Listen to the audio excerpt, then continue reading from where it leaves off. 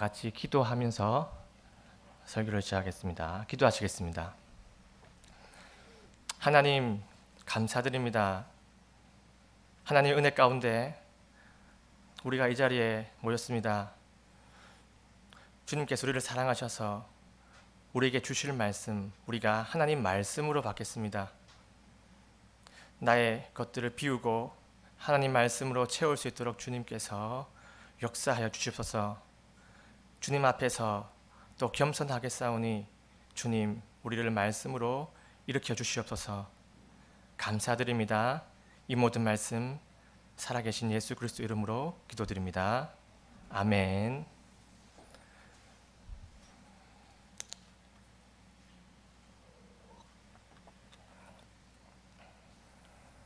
예, 여러분 저는 20대 중반까지만 해도 그 어르신들을 보고 이해되지 않는 부분들이 몇 가지가 있었습니다. 그 중에 하나가 뭐냐면 어르신들은 왜 뉴스를 좋아하실까? 뉴스가 왜 재미가 있을까? 였습니다. 그 당시 뉴스는 저한테 좀 어렵고 딱딱하고 또 건조한 그런 것이었습니다. 그리고 약 15년이 지난 지금 저는 지금 어떻게 되었을까요? 저는 지금 그 두 아이의 따가운 눈총을 견뎌가면서 뉴스를 보고 있는 제 자신을 발견하고 있습니다. 왜 이렇게 됐는지도 저 잘 모르겠습니다. 신기합니다. 지금 뉴스를 보면 그 어떤 리얼리티 버라이어티 쇼보다 더 관심거리가 많이 등장합니다. 뉴스만큼 버라이어티한 방송이 없다라는 생각이 들 정도입니다. 이 세상에는 지금 별의별 사건들이 많이 발생을 하고 있습니다. 그런데 그 여러 가지 뉴스들 중에서도 우리의 눈을 사로잡고 있는 것은 각종 범죄, 비리, 부정부패 이러한 종류의 뉴스들입니다.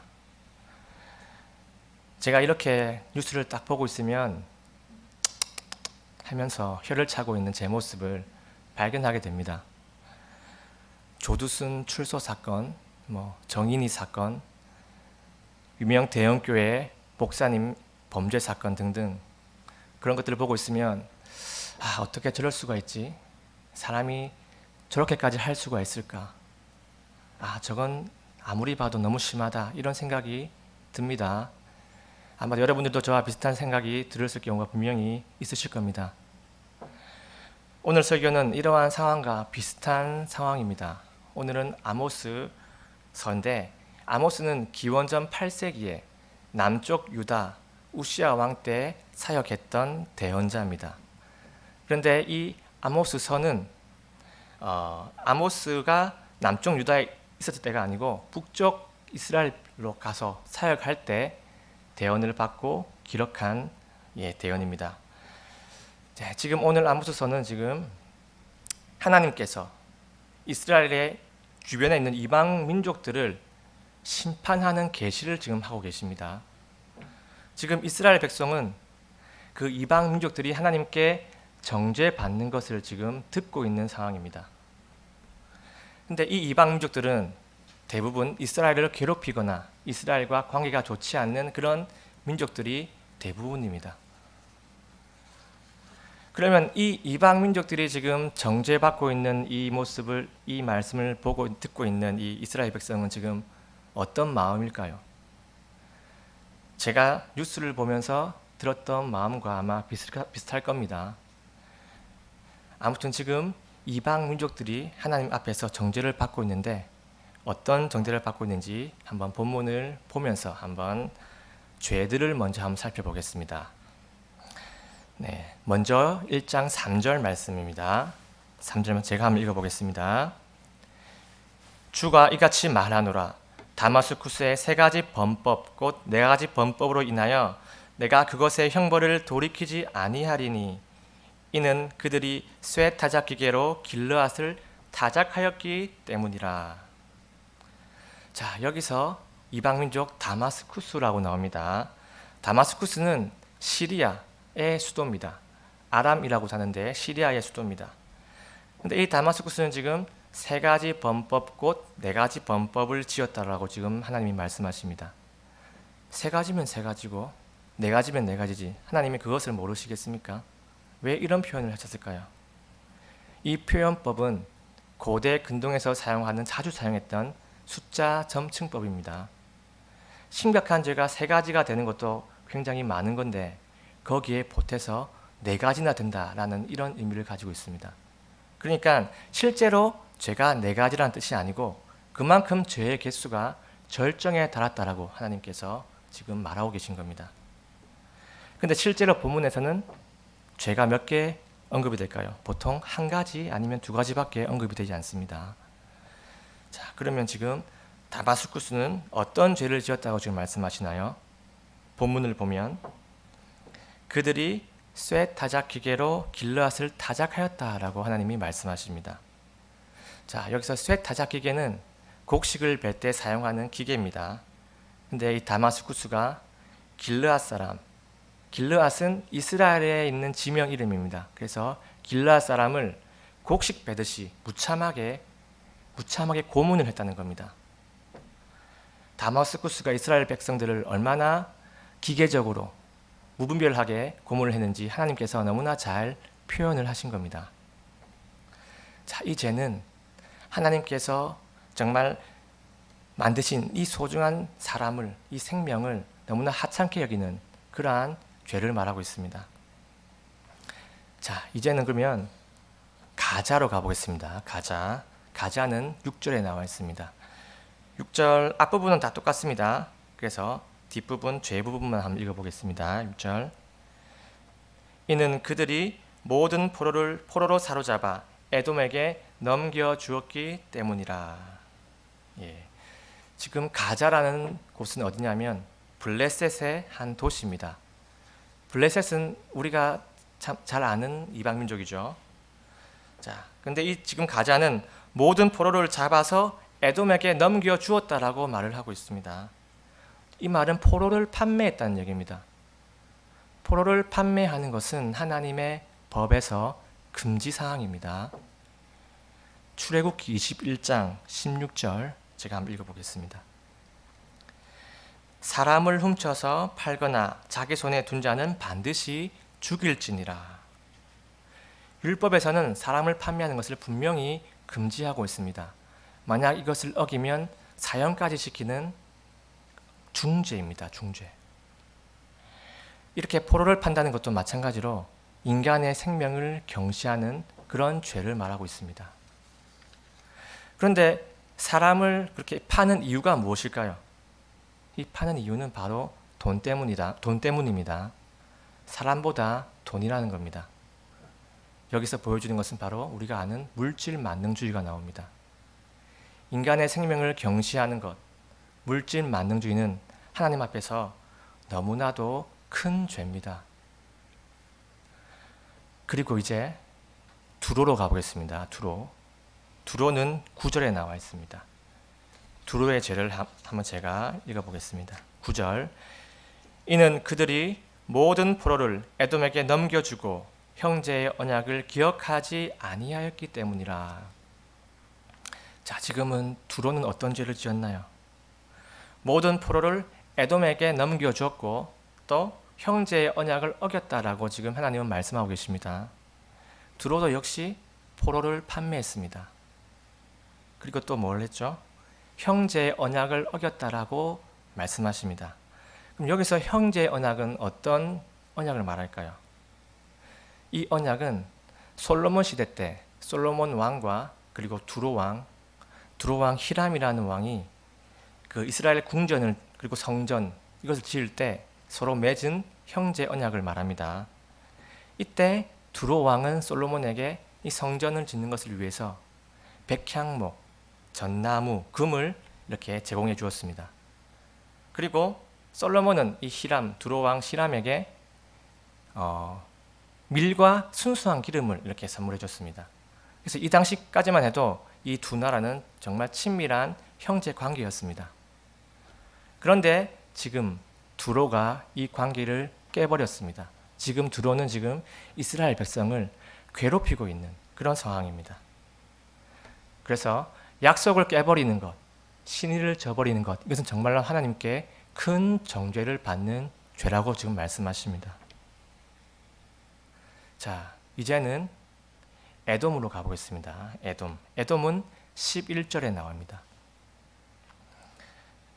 이는 그가 칼을 들고 자기 형제를 쫓아가며 불쌍히 여기는 것을 다 버리고 영구히 분노하며 찢으며 자기의 진노를 영원히 간직하였기 때문이라 라고 나와 있습니다.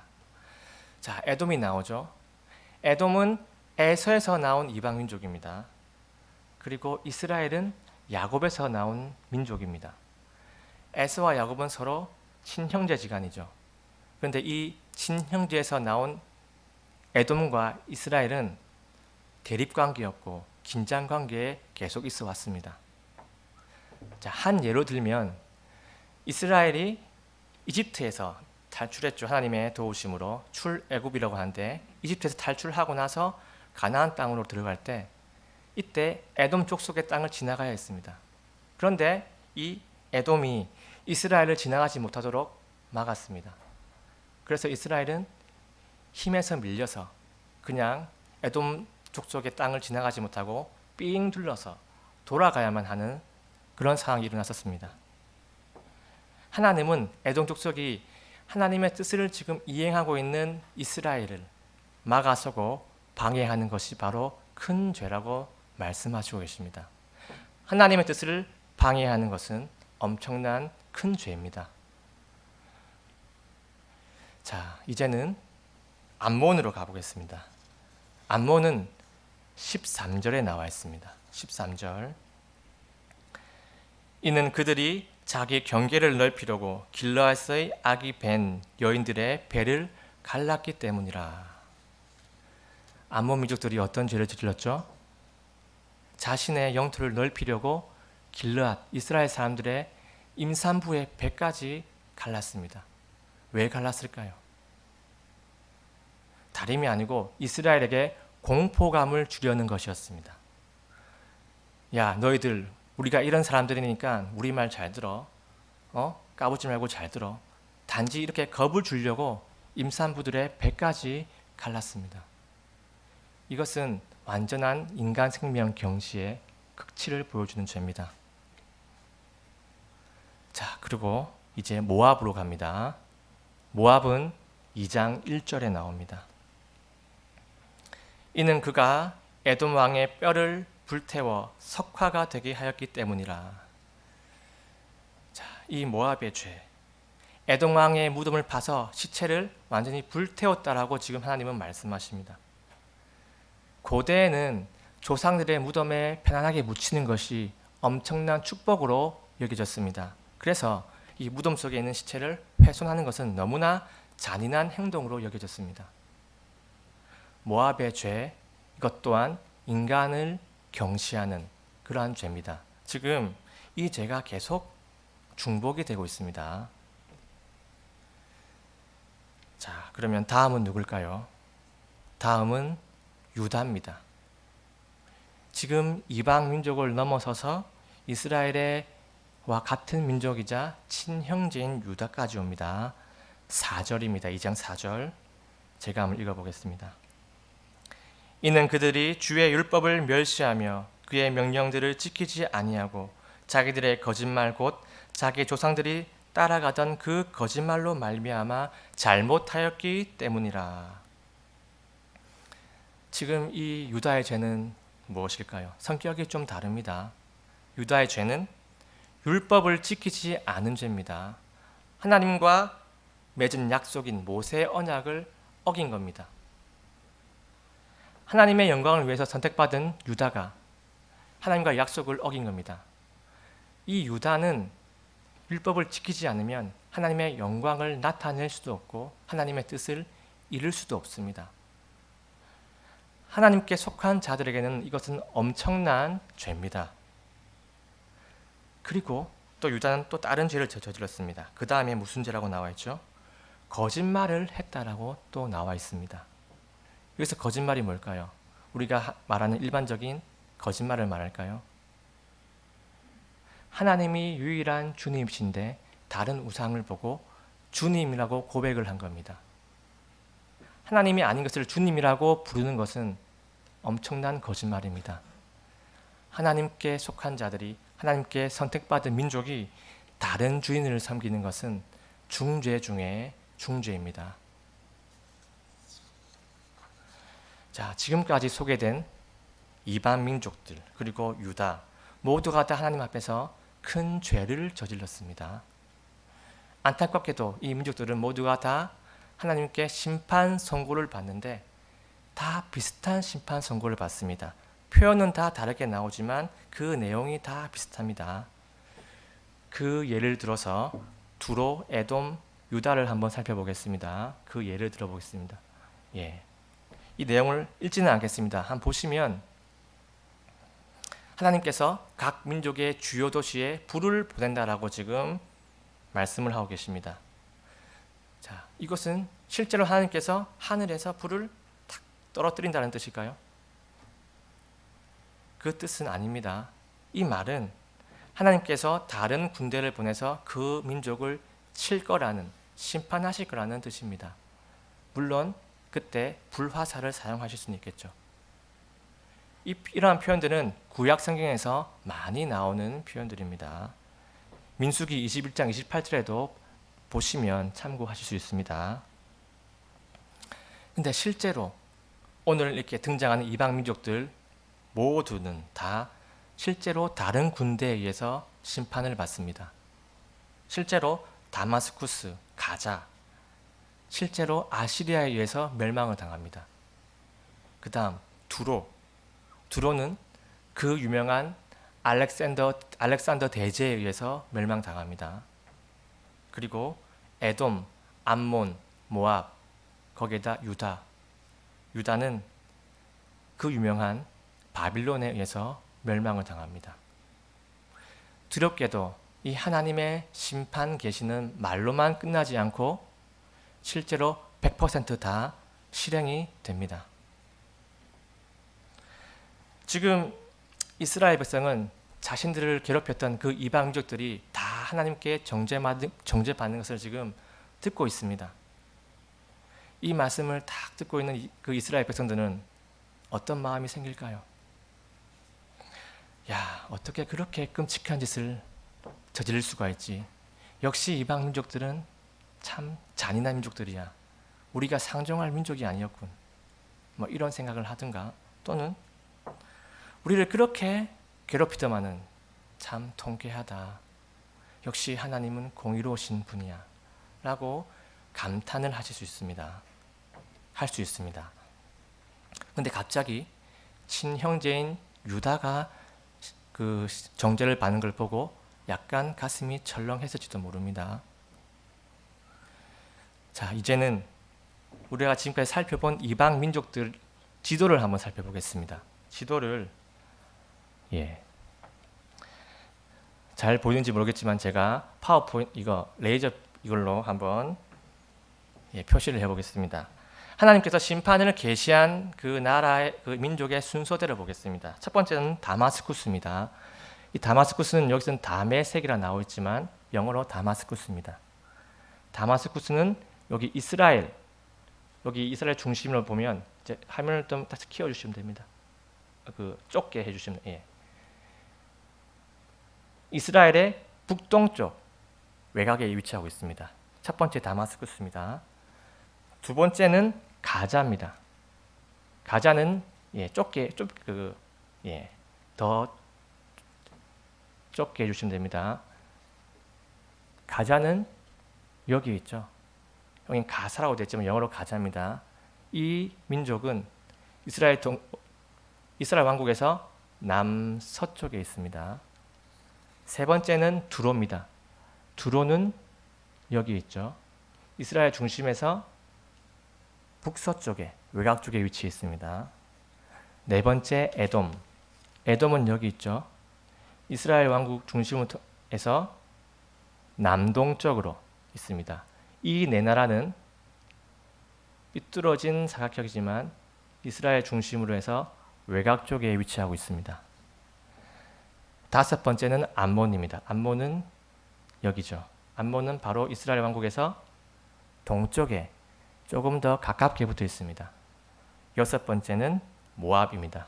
모압은 이스라엘 왕국에서 남동쪽이죠. 남동쪽이지만 다른 네 민족보다는 가깝게 위치해 있습니다. 마지막으로 유다. 유다는 넓은데 이제 오늘 본문에서는 예루살렘의 심판을 받습니다.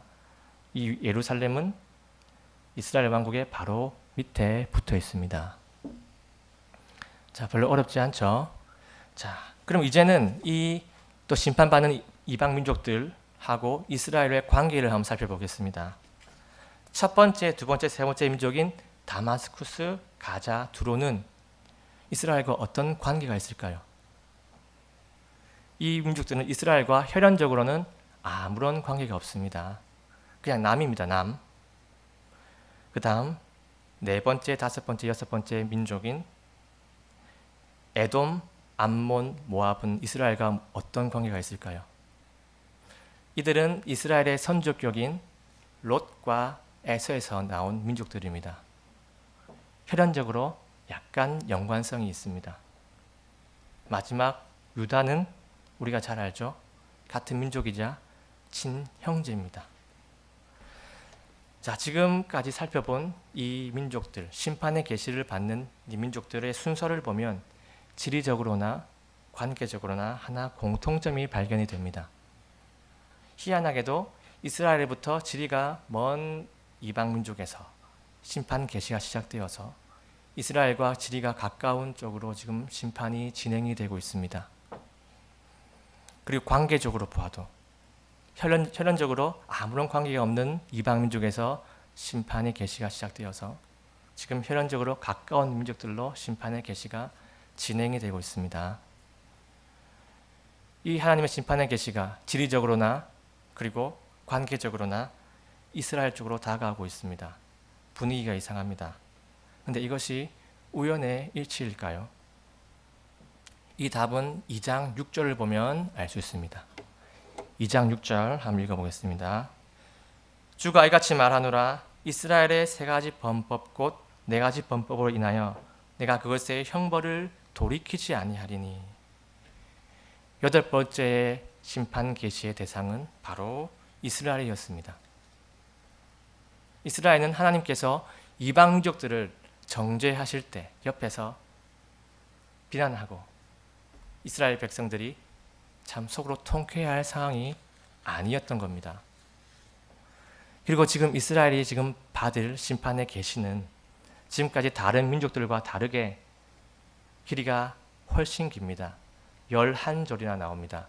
다른 이방 민족들은 2절, 3절밖에 안 나옵니다. 자, 그러면 그만큼 죄가 많다는 뜻일까요? 아니면 그만큼 하나님께서 크게 꾸짖고 계시다는 뜻일까요?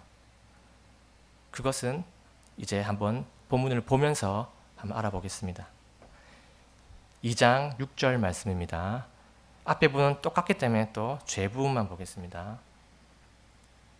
이는 그들이 은을 얻기 위해 의로운 자를 팔며, 자, 첫 번째 제목 제가 읽어보겠습니다. 은을 얻기 위해 의로운 자를 팔며라고 나와 있습니다. 이 말은 돈을 벌려고 의로운 자를 팔았다는 겁니다. 돈 때문에 사람을 팔았다는 겁니다. 자, 그리고 그 뒤에 또 신발 한 켤레를 얻기 위해서 가난한 자를 팔았다라고 또 나와 있습니다. 근데 여기서 갑자기 왜 신발 이야기가 왜 나올까요? 신발 이야기. 자, 여기서 배경을 살펴보면 이스라엘 사람들은 각자의 재산을 서로 주고 사고 팔고 할 때 그 거래를 증명하는 것으로 신발을 사용했습니다. 신발이 바로 영수증과 같은 역할이었습니다. 이 말씀은 룻기 4장 7절에 나와 있습니다. 룻기 4장 7절 한번 읽어보겠습니다. 제가 그런데 예전에 이스라엘에서는 무르거나 교환하는 일에서 모든 것을 확정하기 위하여 사람이 자기 신을 벗어 자기 이웃에게 주는 관습이 있었는데 이것이 이스라엘에서 증거가 되었더라. 신발이 영수증인 겁니다. 자, 지금 이 6절에서 나오는 이 죄들, 돈을 벌기 위해서 사람을 노예로 팔았다는 이 죄는 이방 민족과 똑같은 죄입니다. 이방 민족과 같은 행동을 했다는 겁니다. 그 다음 7절로 한번 가보겠습니다. 7절. 그들이 가난한 자의 머리 위에 있는 땅의 티끌을 탐내며, 자, 이게 첫 번째 죄입니다. 가난한 자의 머리 위에 있는 티끌을 탐냈다는 말은 이것도 배경이 있습니다. 자, 가난한 사람은 도움이 필요한 사람입니다. 그래서 권력자 앞에 땅에 딱 엎드려서 도움을 청합니다. 그러면 가난한 사람은 땅에 딱 엎드리면 머리에 흙이 묻을 수 있고 티끌이 묻을 수 있습니다. 그러면 그때 이 앞에 있는 권력자들이 이 가난한 사람을 보고 불쌍히 여기지 못할 망정 그 머리에 묻어있는 티끌까지도 빼앗아 갔다라는 것을 지금 말하고 있습니다. 그만큼 악랄한 행동을 하고 있다는 겁니다. 그리고 그 뒤에 또 죄, 온유한 자의 길을 굽게 한다는 것이 나와 있죠. 이 말은 재판관이 힘이 없는 자들을 재판을 합니다. 그런데 부당한 판결을 내립니다. 그래서 그 힘이 없는 자들에게부터 금전적으로나 권리적으로나 그러한 부당한 이득을 취하는 부당한 판결을 내리는 죄를 지금 말하고 있습니다. 그리고 그 뒤에 나오는 죄, 한 남자와 그 아버지가 같은 젊은 여자에게로 들어갔다는 말은 아들과 아버지가 한 같은 젊은 여자와 동침을 하는 성적 타락의 극치를 지금 보여주고 있습니다. 참으로 개탄스러운 상황이 아닐 수가 없습니다. 그리고 8절로 가보겠습니다. 8절로 또 모든 제단 옆에서 전당 잡은 옷 위에 스스로 눕고, 이게 첫 번째 죄입니다. 모든 제단 옆에서 전당 잡은 옷 위에 스스로 눕고 라는 이 말은 또 배경이 있습니다. 이스라엘에서는 빚 담보로 빚진 사람들의 옷을 가져오는 관습이 있었습니다. 이 옷이 담보인 겁니다. 그런데 가난한 사람들한테는 이 옷은 밤에 잘 때 추위를 견뎌내는 이불과 같은 역할을 하고 있습니다. 그래서 율법에서는 날이 어두워지기 전에 그 옷을 돌려주라고 하나님의 법은 말하고 있습니다. 출애굽기 22장 26절 말씀, 네가 어떻게든 내 이웃의 옷을 담보로 잡거든 해가 질 때까지 그에게 그것을 넘겨줄지니라 라고 말씀하시죠. 그런데 지금 이 이스라엘 사람들은 가난한 자의 옷을 빚 담보로 받아가지고 해가 졌는데도 돌려주지 않습니다. 그리고 그 옷을 가지고 하나님의 제단이나 이방인들의 제단에 옆에 있으면서 그 옷을 담요로 사용하거나 요로 사용해서 깔고 누워 있습니다. 정말 어처구니가 없습니다. 그리고 8절 뒷부분도 있습니다. 8절 뒷부분, 자기들의 신을 섬기는 집에서 정죄받은 자들의 포도주를 마신다라고 나와 있습니다. 자, 여기서 자기 신을 섬기는다는 말은 당연히 우상 숭배를 얘기합니다. 그리고 그 뒤에 정죄받은 자는 누구를 얘기하냐면 빚진 가난한 사람을 얘기합니다. 그래서 이 말은 우상을 숭배한 자들이 빚진 가난한 자들에게 집에서 만드는 포도주까지 갈취를 합니다. 포도주를 빼앗아서 이방신에게 이 포도주로 영광을 높이고 영광을 돌리고 하고 나서 나머지 그 포도주를 먹고 마시고 즐긴다는 것을 이 구절에서 말씀하고 있습니다. 가난한 자들을 착취를 하고 우상을 숭배하고 술로 파티를 벌리고 이 모든 것이 죄입니다. 지금 이스라엘은 인신매매, 착취, 부정재판, 우상숭배, 성적 타락, 앞에 나온 이방 민족들의 죄의 플러스에서 유다의 죄 플러스에서 이스라엘만의 또 독특한 죄를 합한 죄의 종합 선물 세트 상태입니다. 하나님은 이것을 보시고 이스라엘에게 심판을 내리십니다. 심판의 내용은 2장 13절에서 16절을 말씀드린데 이것은 길어서 일단 13절만 보겠습니다. 보라, 곡식단을 가득 실은 수레가 눌림같이 내가 너희 밑에서 눌렸나니.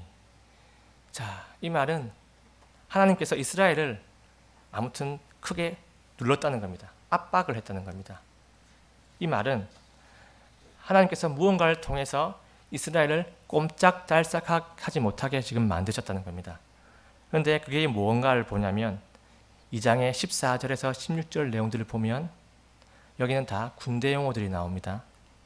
활, 말, 용사 이런 군대 용어들이 나오고 그들이 어디도 도망가지 못하게 꼼짝달싹하지 못하게 한다는 그러한 내용들이 나옵니다. 여기서 말하는 심판은 바로 전쟁입니다. 하나님은 이스라엘을 심판하실 때 이 강대국 군대를 이용해서 죽게 하시고 멸망시키시기도 합니다. 그래서 실제로 여러분 북이스라엘은 실제로 누구에 의해서 멸망을 당했을까요? 북이스라엘은 아시리아에서 멸망을 당합니다. 실제로 BC 722년에 아시리아에서 멸망을 당하고 맙니다. 그리고 그때 북이스라엘은 역사 속에서 사라지게 됩니다. 참으로 안타깝습니다. 여러분, 저는 얼마 전에 정인이 사건을 한번 뉴스를 통해 보았습니다. 여러분들도 다 아실 거라 믿습니다. 근데 20대 아래 분들은 뉴스에 관심이 없어서 모를 수 있겠지만 대부분 다 아실 거라고 저는 생각합니다. 정인이는 입양된 아동이고 정인이의 양부모는 다 그리스도인이라는 것을 제가 들었습니다. 이 두 그리스도인들이 정인이를 정말 끔찍하게 학대한 증거들이 속속들이 드러나고 있습니다. 예수님을 믿는 자들이 그 어여쁜 아기를 귀히 여기지를 못할 망정 그런 만행으로 죽음에 이르겠다는 그 소식을 듣고 저는 정말 분노가 차오르면서 그리스도인으로서 부끄러웠습니다. 여러분, 하지만 근데 이러한 죄들이 밝혀지고 이제 그런 죄들이 심판되어질 때, 근데 이것이 하나님의 공의를 위해서 심판되어지겠지만 단지 그 이유만이 아니라는 생각이 저는 들었습니다. 우리 주변에 일어나는 많은 범죄들 당연히 있겠죠. 그것들이 세상에 드러납니다. 드러나고 또 심판이 되어질 것입니다. 그 장면들은 우리의 관심거리나 우리가 욕을 하는 그 가십거리로만 치부가 되서는 안 됩니다. 어쩌면 이 장면들은 하나님께서 우리에게 하시는 경고일 수가 있습니다.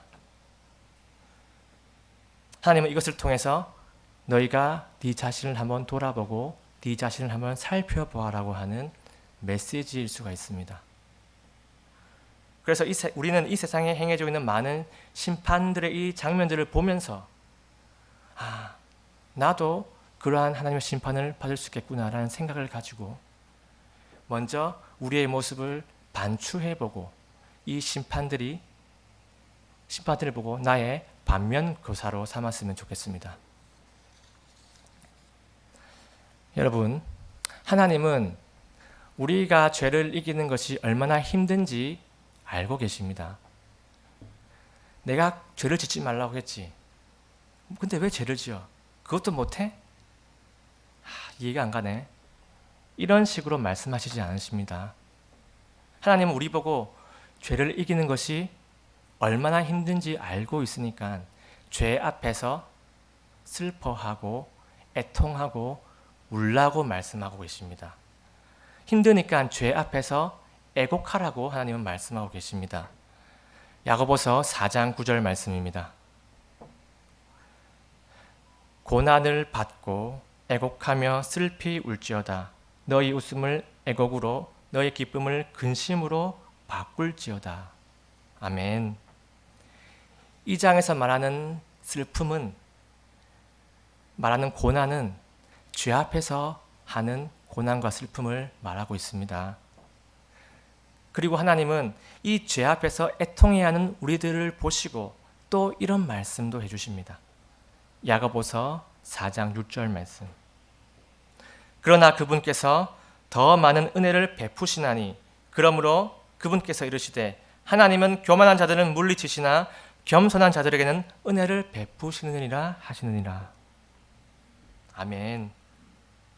하나님은 이 본문에서 자신이 죄를 이길 힘이 없다는 것을 알고 애통해야 하는 자들에게 뭐라고 얘기하냐면 겸손한 자라고 칭하십니다. 하나님은 죄 앞에서 겸손한 자를 가엾이 여기시고 불쌍히 여기십니다. 그래서 하나님께서 은혜를 베풀어 주실 거라고 약속을 해주십니다. 그런데 그 은혜가 어떤 은혜일까요? 죄를 이기기 힘들지. 그래, 내가 네 마음 다 안다. 그러니까 네가 죄를 지어도 내가 다 눈 감아 줄게. 이러한 은혜일까요? 그게 아니겠죠. 여기서 은혜는 죄를 이길 수 있는 힘을 주시는 은혜입니다. 하나님은 죄 앞에서 애통해하는 자에게 죄를 이길 수 있는 힘을 주시고 그 동시에 죄를 이기는 승리의 경험을 맛보게 해주십니다. 여러분, 이 역사는 죄 앞에서 겸손한 자에게 일어나는 것입니다. 여러분, 겸손이라는 것은 다른 게 아니고 우리가 어떤 존재인지 제대로 알고 있는 것, 그것을 알기 때문에 하나님을 붙잡는 것이 바로 겸손입니다. 하나님 없이는 내가 할 수 있는 것이 아무것도 없는데 라고 생각하고 하나님 앞에서 정말 우는 것이 바로 겸손인 겁니다. 우리가 어떤 존재인지 우리가 제대로 알고만 있다면 우리는 하나님 앞에서 그리고 죄 앞에서 겸손할 수밖에 없을 겁니다. 죄 앞에서 하나님 앞에서 우리가 교만할 수가 없습니다. 그래서 우리가 죄 앞에서 겸손한 사람이 된다면 그리고 우리가 죄 앞에서 우리가 할 수 있는 것이 아무것도 없다는 것을 알고 하나님 앞에서 우는 사람이 된다면 하나님은 하나님의 말씀의 그 약속대로 하나님의 은혜로 말미암아 우리가 우리의 죄를 하나씩 하나씩 이기며 승리할 수 있도록 반드시 붙잡아 주실 것입니다. 다 같이 기도하시겠습니다. 하나님 감사드립니다. 우리가 죄 가운데 있지만 주님께서 구원해 주심에 감사드립니다. 우리가 지금 때로는 죄를 짓고 있지만 때로는 이렇게 기다려 주시고 때로는 징계로 우리를 잡아 주심에 감사드리고 또 우리를 포기하지 않으심에 주님 감사드립니다. 하나님, 우리가 참 죄에서 무뎌지지 않고 민감할 수 있도록 주님 우리의 마음을 깨끗하게 해주시옵소서. 하나님, 우리가 죄 앞에서 겸손하겠습니다. 하나님, 우리가 죄 앞에서 좀 죄를 아파하며 또 울겠습니다. 우리가 좀 죄 앞에서 하나님께 울부짖을 때, 하나님께 요청을 할 때 주님께서 우리에게 은혜를 베풀어 주시옵소서. 죄를 이길 수 있도록 도와주시고 죄에 승리할 수 있도록 주님 은혜를 베풀어 주시옵소서. 우리가 죄를 이겨내고 정말 거룩한 그리스도인이 되어서 하나님의 영광을 이 세상에 드러내는 그런 우리 교회 성도님과 제가 될 수 있도록 주님 도와주시옵소서. 감사드립니다. 우리의 소망 되시고 주인 되신 예수 그리스도 이름으로 기도드립니다. 아멘. 다 같이 일어나셔서 마지막 찬양, 여기에 모인 우리 하나님께 찬양 드리고 오늘 예배를 마치도록 하겠습니다. 1절만 부르겠습니다. 여기에 모인 우리 하나님께 영광 돌리겠습니다.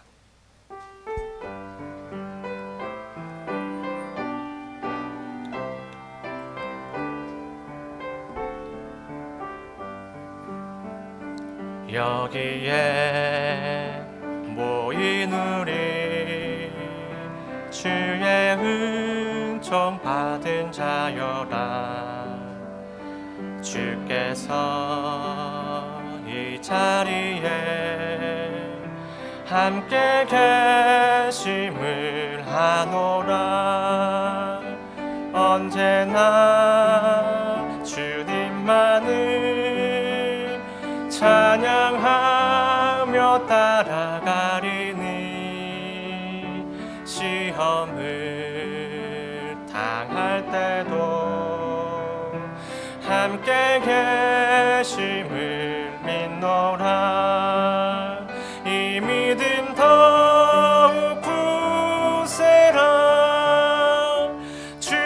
지켜주신다.